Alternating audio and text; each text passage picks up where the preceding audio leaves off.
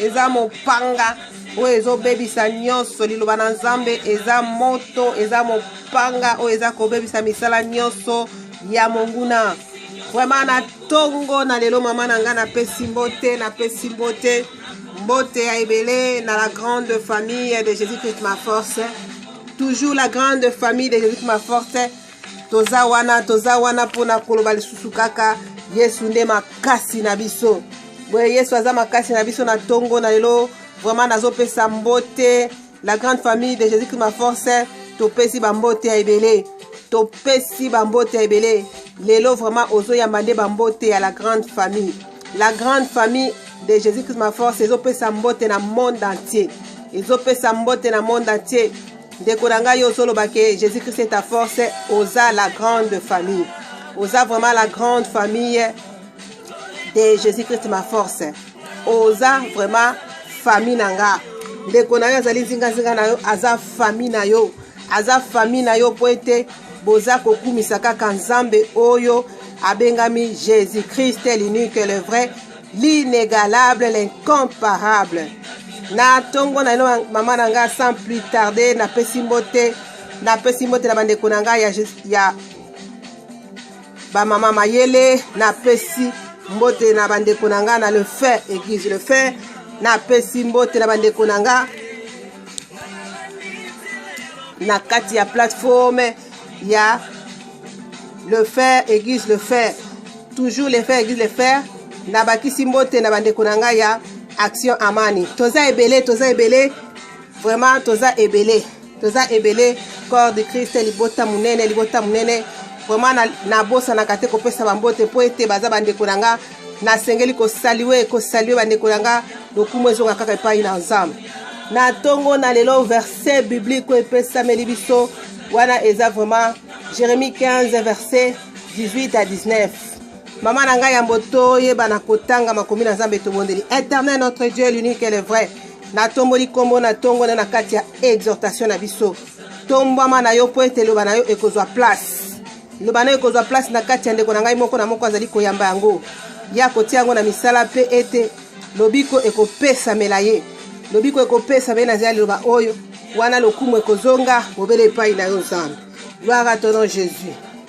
Tekonanga eza audio tokendaka na mukuse po ete eza audio vraiment tokoyebana ko sosola ensemble oyo ezali loba na nzambe makomi na nzambe etalisi biso nini. Zala na Bible no mama na ngai tosalaka toujours exhortation Bible ouvert. Zala na Bible na yo vérifier makomi na nzambe. Awa ezali Jérémie. Nzambe ko s'adresser na Jérémie. Nzambe azalaki toujours ko s'adresser na Jérémie po ete Jérémie azalaki na mituna. Azalaki pe na mituna azalaki kotuna nzambe. Mama na ngai ntango mosusu yo mpo oza na mituna oyo ozotuna nzambe. Eza na bakestion oyo oza na yango na kati ya motema na yo na bomoi na yo na mariage na yo na business na yo na situation moko songolo ozali kotraverse. Kasi bakestion ozali komituna yo ozwa nanu eyano. Ozwa eyano na nzela ya exhortation oyo opambwama oyebana kobongisa. Esiko nzambe akosenga na yo okoka kobongisa po ete yo obika bolamu na nzambe. Na tongo na lelo vraiment tokotanga makomi na nzambe, totangi makomi na nzambe. Jérémie 15 verset 18 à 19. Pourquoi ma souffrance est-elle continuelle? Pourquoi ma plainte? Non, sorry. Pourquoi ma plaie est-elle douloureuse et ne veut-elle pas se guérir? Serait-il pour moi comme une source trompeuse, comme une eau dont on n'est pas sûr? Ozoyoka. Maman nanga wa Jérémie azotuna nzambe question ya koloba ete pourquoi pasi nanga eza kokoba toujours? Pourquoi pasi nanga, pourquoi souffrance nanga eza continuelle? Pourquoi azotuna nzambe pourquoi bapota nangai eza koswa boye? Bapota eza kobika te. Est-ce que oza nzambe oyo ozokosanga? Est-ce que ezali mai oyo nakoza nango sur te? Azotuna nzambe mituna. Nayebi te mituna yo po ozotuna nzambe. Nayebi na ngai te mama. Nayebi te mama na kasi mituna ozotuna nzambe mama na ngai. Nzambe nde akoyanolo na tongo na lelo. Nini esenge na yo kosala po ete ozwa eyano na mituna oyo ozali komituna na situation wana problème wana na pota wana ezokauka te. Na oyo ezali vraiment ba souffrance moko songolo oza na yango mama. Ba souffrance muso ezaka pona gloire en nzambe. Nzambe alinga mimonisa yango atiki souffrance wana na bomoi na yo po ete tangu ya kosala kombo na etombwami. Ba souffrance muso ezali à cause ya péché. Na préciser bien ba souffrance muso ezali pona Nzambe a se glorifier na ye. Ozo traverser épreuve. Eza épreuve nzamba lection na zela épreuve. Kota la épreuve ya Job. Job asumuka kite mais alekaki na zela épreuve. Kasi kota la souffrance muso ezalaka à cause ya péché. À cause ya péché. Souffrance oyo ezali à cause ya péché. Eza vraiment na oyo ezali penda solution nango. Solution nango o nzamba zo pesa. Eza na remède nango. Tokotanga yango na Jérémie 15 verset 19. C'est pourquoi ainsi parle l'Éternel. Si tu te rattaches à moi, je te répondrai et tu te tiendras devant moi. Si tu sépares ce qui est précieux,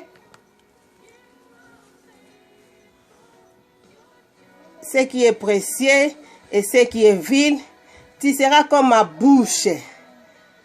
C'est à eux de revenir à toi. Mais ce n'est pas à toi de retourner vers eux. Maman nangozo lingozonge pa banane. Nini ezo influencer yo. Nini ezo attirer yo. Et pas ndeko moko boye azana nyamu. Na kili. Ozo mona peut-être yenda za bien yo ba souffrance eleki ba pasi eleki bando ndimela ki Yesu. Okomi kozanga ta eloko moko boye songolo. Bando tiki banzela nyamu. Bando bimina kili. Bando tiki escroquerie, bando tiki moyi, bando tiki kindumba, souffrance ezo sila nango te, ba souffrance eza kaka. Mama na ngai yo kwanvie mutu te, kwanvie mutu wana te, kwanvie ndeko wana te, waza kome na kati ya escroquerie moyibi na kili. Okomona pete vi na ye eza malamu. Makambo nyonso eza bien na vi na ye. Kasi ngana koyebisa pe makomi na Nzambe etalisi biso awa bango yende sengela rejoindre yo. Yo ko rejoindre te pona kwanvie oyo ya za nango. Ye sengela rejoindre po yo za na oyo za ya motu ezali Yesu Masia. Yesu Masia oza na ye atakutu ozo traverser ba désert moko boy, ba situation moko compliquée, ba souffrance moko boy. Yo kobika kaka bolamu na Nzambe. Nzambe akomi monisa kotalisa nkembo na ye. Yo banga te. Ozonga lisu na ngambu wana te. Wana ezali vraiment moi parenthèse na fungolaki kasi na koyeba na kososola penda oyo ezali makomi na Nzambe. Makomi na Nzambe ezo talisa biso awa. Vraiment kotala Jérémie azalaki na mituna. Nayebi te soki mituna nini yo poza nango mama. Mituna oyo zo mituna. Vraiment teme na biso vraiment na tongo na lelo totire yango kaka na kati ya oyo ezali makomi na Nzambe. Teme na biso ezali ne te pose plus de questions. Jésus-Christ est là. Jésus-Christ est là pour te sauver. Ne te pose plus de questions maman. Jésus-Christ est là pour te sauver. Change seulement ta position. Jésus-Christ va changer aussi ta situation. Waneza teme na biso. Ne te pose plus de questions. Change seulement ta position. Jésus-Christ va changer ta position. Position nini yo zanango. Ozo mituna ke souffrance eleki. Pas eleki. Mais position zanango makambo salaka. Eza conforme na lobana Nzambe te. Ozana na kili na kotonga na kofinga na koswana bitumba. Ozana na makamoko compliqué. Ozana na kati ba péché. Mais oza ko mituna moko. Koba ete makamu nangezo simba te. Pasi nangezo sila te. Pasi wana ezo sila te tala nanu. Eza poza na kati ba péché to ezali ozo traverser épreuve. Soko ozo traverser épreuve Nzambe mta lection na kati ba épreuve wana ndenga lekse ki Job Nzamba zwa lokumu. Kasi soki eza ba épreuve te quelque part yo ozo tamona kobanga Nzambe te, ozo tamona ba principe pa Nzambe te. Ozo tamona obéissance à la parole de Dieu te. Yo mi cheke nanu. Esenge na yo kozongela Nzambe. Kozongela Nzambe ko séparer ce qui est vil et ce qui est précieux. Ko séparer o ezali mabe na malamu. Yo za mwana Nzambe mabe sengele ume na kati na yote sengele vanda lisusu te. Kili wana sengele vanda su na kati na yote.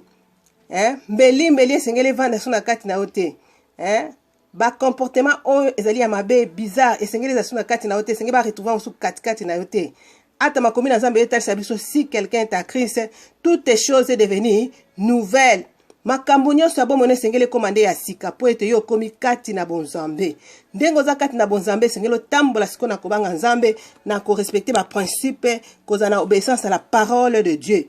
Na tongo na lelo toye ko simbisa kaka ko ebiso penda yo olongwana na kati ya péché. Olongwana na kati ya péché. Oza komilela komituna mitune bele kasi yo zana mutu moko za kati ya ba mbeli. Oza penda nkoi. Soki bandi ko swana awa, soki bandi ko silika awa, lokola nkoi. Ozoka lokolo jampele mutu, lokolo dévorer mutu. Wana penda esengelo tikana makama modele wana po ete Nzambe a visiter pasa elo bolamu. Séparer nanu o ezali mabe pe malamu. Bimana na kati ya mabe wana osalaka po ete Nzambe aya ko visiter pe aya ko guérir o ezali ple na yo. Na yebi ple o ezali koyeba na kosua te na bomoi na yo. Na yebi ple o ezali kobika te. Na yebi situation oyo eza vraiment na difficulté te na bomoi na yo. Kasi soko lingi Nzamba kota makambo ngo bomoi na asimba situation wana alongola problème wana esenge na o séparer nanu. Séparer molili na mpole. Molili na mpole sengele sangana te mama. Molili na mpole sangana kate. Ezaka toujours tongo pe pokwa. Butu pe moi. Moi ezaka na tangu nango, butu pe ezaka na tangu nango. Yo sengele longola butu. Esengelo longola molili. Onyo suza molili. Eza nzinga ya molili. Ya ténèbres. Longola yango po ete Nzambe akota makambo bomo no asaela yo bikamwa. Toko bondi na mama na ngai vraiment o ezali ba audio tolobaka vraiment mingi te tolinga ko dépasser 15 minutes te po ete yo kwa kolanda biso bien capter biso toko koba na thème na biso oyo ya koloba ete yo sengeli na ko séparer o eza ya mabe na ya malamu. Soko lingi Nzamba kota makambo bomo na yo.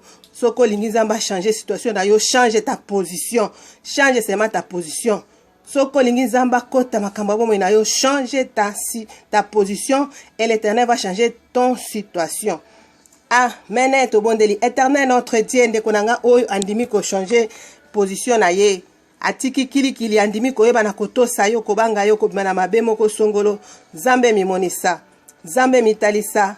Nzambe glorifié kombo na yo po eza makomi na lobi ete wana moto abina kati ya mabe yo kosaela bolamu soki moto asatache na yo yo koyeba na komi monisa na bomoi na ye pela moko ndeko nanga andimi kosatache na yo andimi kobima na kati ya kilikili na bonkoi andimi kobima na oyo ezali penda lokuta Nzambe mimonisa Nzambe mitalisa Nzambe glorifié kombo na yo lokumu kembo masanzoli kozonga na mboka na yo.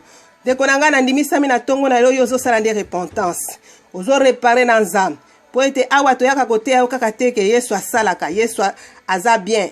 Toteyaka yo mpe koyebisa yo lolenge nini osengeli okangama na Yesu. Nini Yesu alingaka osalela yango po ete okoba na nzela na nzambe malamu. Po ete Yesu pe akota makambo bomoi na kasi soko za na nyamu Yesu asaelo ezate toko yeso ke Yesu asalaka mais quelque part ozana makambo mbilinga Yesu akosala te sengena o séparer na nous o ezali le mal et le bien o pratiquer o ezali le bien le mal o tiango à côté ezala ya kosangana te molili na moi esangana te vraiment olongola o eza butu olongola o eza ténèbres. Pour être nzambe asaela yo bika moi.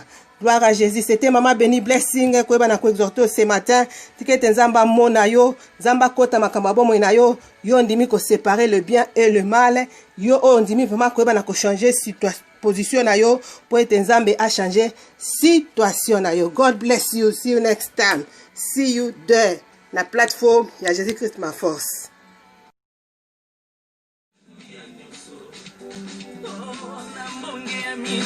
Sinanga mwana na nzamba kosalisanga mokonzi ya mapinga na lola Yesu Kristo elonanga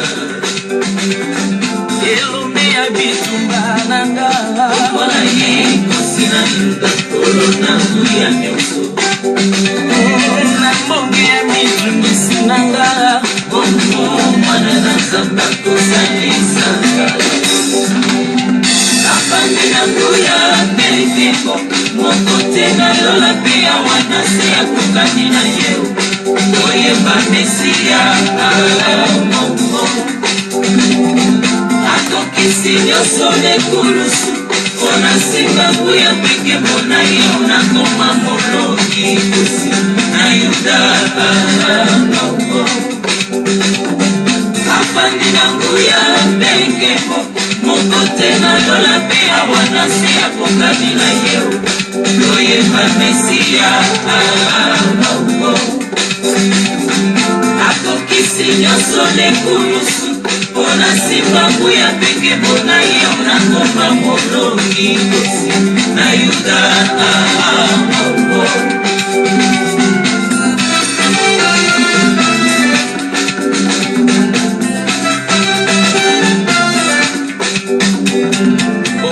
nange bomba mina Yesu kosi na yuda nani akosibanga nasinga mina makila na yo tuna moi kosi na yuda kobatelanga iloba na ye moto pe mopanga ebebisaka misala ya satana. Shalom.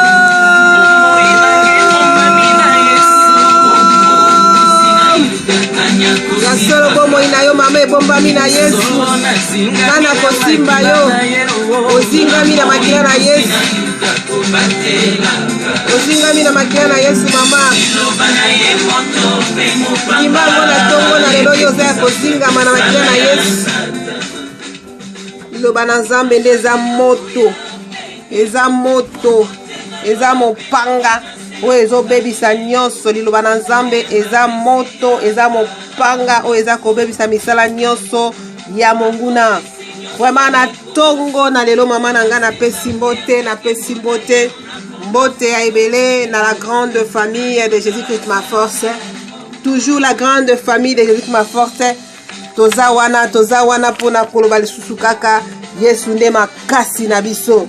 Boye Yesu aza makasi na biso na tongo na lelo. Vraiment nazopesa mbote la grande famille de Jésus-Christ ma force. Topesi bambote ya ebele. Lelo vraiment ozo yamande bambote ya la grande famille. La grande famille de Jésus-Christ ma force ezopesa mbote na monde entier. Ndeko na ngai ozoloba ke Jésus-Christ est ta force, oza la grande famille. Oza vraiment la grande famille de Jésus-Christ ma force. Oza vraiment famille nanga. Ndeko na yo azali zinga na yo aza famille na yo po ete boza kokumisa kaka nzambe oyo abengami Jésus-Christ l'unique, le vrai, l'inégalable, l'incomparable. Na tongo na ino mama nanga sans plus tarder na pesi mbote na bandeko nanga ya ba mama mayele na pesi mbote na bandeko nanga na le fait église le fait na pesi mbote na bandeko nanga na kati ya plateforme ya le fait église le fait toujours le fait église le fait na bakisi mbote na bandeko nanga ya Action Amani. Toza ebele, vraiment toza ebele, corps de Christ libota munene, vraiment na bosa na kate kopesa bambote po ete baza bandeko nanga na sengeli ko saluer bandeko nanga lokumu ezonga kaka epai na Nzambe. Na tongo na lelo verset biblique epesa melibiso wana eza vraiment Jérémie 15 verset 18 à 19. Maman nanga ya mboto yeba na kotanga makomi na Nzambe tobondeli. Éternel notre Dieu l'unique et le vrai. Na tomboli kombo na tongo na kati ya exhortation na biso. Tombama na yo po ete loba na yo ekozwa place. Loba na yo ekozwa place na kati ya ndeko na ngai moko na moko azali koyamba yango. Ya kotia yango na misala pe ete lobiko ekopesa melaye. Lobiko ekopesa be na zali loba oyo wana lokumu ekozonga obele epai na yo Nzambe. Gloire à ton nom Jésus. Ndeko na ngai eza audio tokendaka na mokuse po ete eza audio. Vraiment tokoyebana ko sosola ensemble oyo ezali loba na Nzambe makomi na Nzambe etalisi biso nini. Zala na Bible no mama na ngai tosalaka toujours exhortation Bible ouvert. Zala na Bible na yo vérifier makomi na Nzambe. Awa ezali Jérémie. Nzambe ko s'adresser na Jérémie. Nzambe azalaki toujours ko s'adresser na Jérémie po ete Jérémie pe azalaki na mituna. Azalaki pe na mituna azalaki kotuna Nzambe. Mama na ngai tangu suyo poza na mituna ozo tuna Nzambe. Eza na ba question oyo oza na ngo na kati ya motema na bomo ina yo na mariage na yo na business na yo na situation moko songolo ozali ko traverser. Kasi ba question ozali komituna yo ozwa nanu eyano. Ozwa eyano na nzela ya exhortation oyo opambwama oyo banako bongisa. Esiko Nzamba kosenga na yo okoka kobongisa po ete yo obika bolamu na Nzambe. Na tongo na lelo vraiment tokotanga makomi na Nzambe, totangi makomi na Nzambe. Jérémie 15 verset 18 à 19. Pourquoi ma souffrance est-elle continuelle? Pourquoi ma plainte? Non, sorry. Pourquoi ma plaie est-elle douloureuse et ne veut-elle pas se guérir? Serait-il pour moi comme une source trompeuse, comme une eau dont on n'est pas sûr? Ozoyoka. Maman nanga wa Jérémie azotuna Nzambe question ya koloba ete pourquoi pasi nanga ezako koba toujours? Pourquoi pasi nanga, pourquoi souffrance nanga eza continuelle? Pourquoi azotuna Nzambe pourquoi bapota nanga yi eza koswa boye? Bapota eza kobika te. Est-ce que oza Nzambe ozo kosanga? Est-ce que ezali mai oyo nakoza nango sur te? Azotuna Nzambe mituna. Nayebi te mituna yo po ozotuna Nzambe. Nayebi na ngai te mama. Nayebi te mama na kasi mituna ozotuna Nzambe mama na ngai. Nzambe nde akoyanolo na tongo na lelo. Nini esenge na yo kosala po ete ozwa eyano na mituna ozali komituna na situation wana problème wana na pota wana ezokauka te. Na oyo ezali vraiment ba souffrance moko songolo ozana yango mama. Ba souffrance muso ezaka pona gloire en Nzambe. Nzambe alinga mimonisa yango atiki souffrance wana na bomo ina po ete tangu ya kosala kombo na etombwami. Ba souffrance muso ezali à cause ya péché. Na préciser bien ba souffrance muso ezali pona Nzambe a se glorifier na ye. Ozo traverser épreuve. Eza épreuve Nzambe élection na zela épreuve. Kotala épreuve ya Job. Job asumuka kite mais alekaki na zela épreuve. Kasi kotala souffrance muso ezalaka à cause ya péché. À cause ya péché. Souffrance oyo ezali à cause ya péché. Eza vraiment na oyo ezali penda solution nango. Solution nango Nzambe azopesa. Eza na remède nango. Tokotanga yango na Jérémie 15 verset 19. C'est pourquoi ainsi parle l'Éternel. Si tu te rattaches à moi, je te répondrai et tu te tiendras devant moi. Si tu sépares ce qui est précieux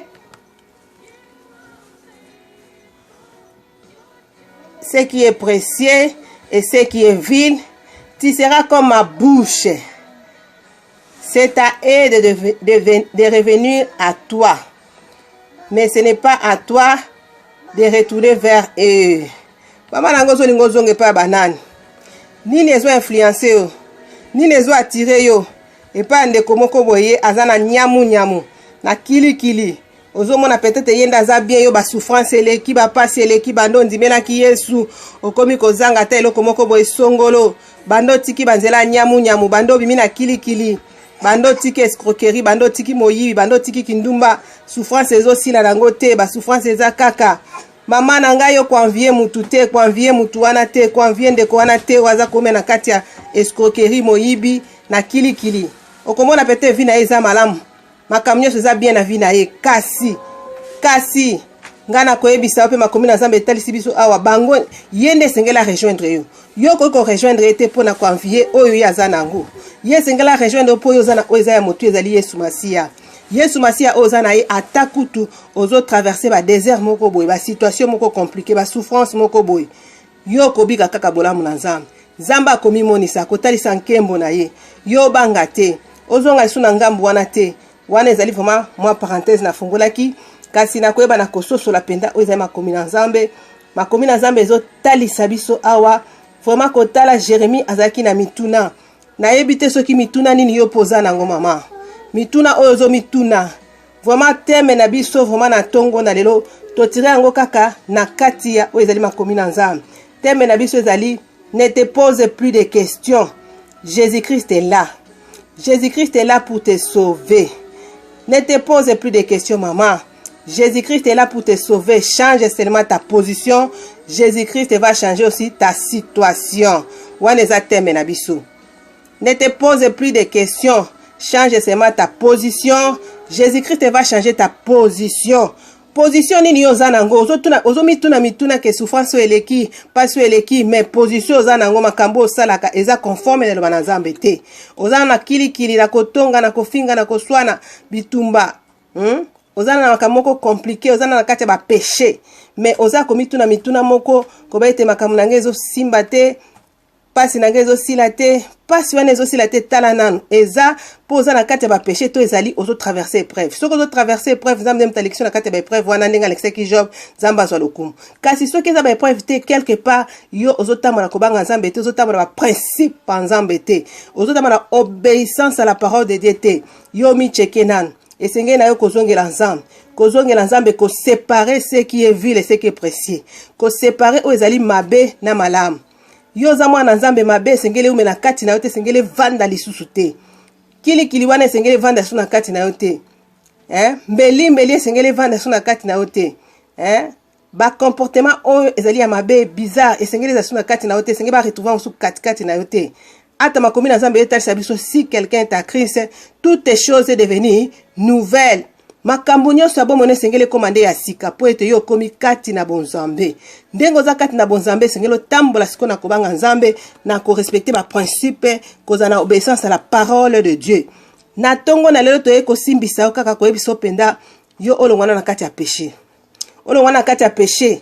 Oza komilela komituna mitune bele kasi yo zana mutu moko za kati ya ba mbeli. Oza penda nkoi. Soki bandi ko swana awa, soki bandi ko silika awa, lokola nkoi. Ozoka lokolo jampele mutu, lokolo dévorer mutu. Wana penda esengelo tika na makama modele wana po ete Nzambe a visiter pasa elo bolamu. Séparer nanu o ezali mabe pe malamu. Bimana na kati ya mabe wana osalaka po ete Nzambe aya ko visiter pe aya ko guérir o ezali ple na yo. Na yebi ple o ezali koyeba na koswa te na bomo na yo. Na yebi ple o ezali kobika te. Na yebi situation oyo eza vraiment na difficulté te na bomo na yo.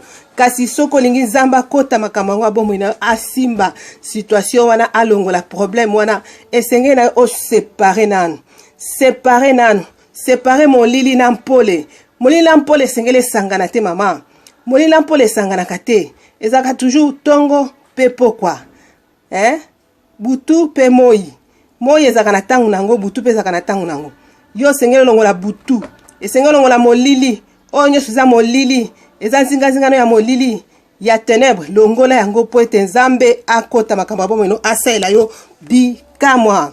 Toko bondi na mama na ngai vraiment oyo ezali ba audio tolobaka vraiment mingi te tolinga ko dépasser 15 minutes te po ete yo kwa kolanda biso bien capter biso tokokoba na thème na biso oyo ya koloba ete yo sengeli na ko séparer oyo eza ya mabe na ya malamu soko lingi nzamba kota makambo ya bomoi na yo soko lingi nzamba changer situation na yo change ta position change seulement ta position soko lingi nzamba kota makambo ya bomoi na yo change ta position et l'Éternel va changer ton situation. Amen. To bondeli Éternel notre Dieu ndeko nanga oyo andimi ko changer position na ye atiki kilikili andimi ko yeba na kotosa yo kobanga yo kobima na mabe moko songolo Nzambe mimonisa Nzambe mitalisa Nzambe glorifier kombo na yo po eza makomi na lobi ete wana moto abina kati ya mabe yo kosaela bolamu soki moto asatache na yo yo koyeba na komimonisa na bomoi na ye pela moko ndeko nanga andimi ko satache na yo andimi ko na kati ya kilikili na bonkoi andimi ko bima na oyo ezali penda lokuta Nzambe mimonisa Nzambe mitalisa Nzambe glorifier kombo na yo lokumu kembo masanzoli kozonga na mboka na yo ndeko nanga na ndimisami na tongo na yo zo sala nde repentance ozo réparer na Nzambe po ete awa toyaka koteya yo kaka teke Yesu asalaka Yesu aza bien toteyaka yo mpe koyebisa yo lolenge nini osengeli okangama na Yesu nini Yesu alingaka osalela yango po ete okoba na nzela na Nzambe malamu po ete Yesu mpe akota makambo bomoi na kasi soki oza na nyamu Yesu asalelo eza te tokoyebi soki Yesu asalaka mais quelque part oza na makambo mbilinga Yesu akosala te Yesu akosala te sengeli na oséparer nanu oyo ezali le mal et le bien o pratiquer oyo ezali le bien le mal otiango à côté ezala ya kosangana te molili na moi esangana te vraiment olongola oyo eza butu olongola oyo eza ténèbre po ete Nzambe asalela yo bikamwa. Gloire à Jésus. C'était Maman Béni Blessing koyeba na ko exhorter ce matin tikete Nzamba mona yo Nzamba kota makambo bomoi na yo yo ndimi ko séparer le bien et le mal yo ndimi vraiment koyeba na ko changer position na yo po ete Nzambe a changer situation na yo. God bless you. See you next time. See you there. La plateforme ya Jésus Christ ma force.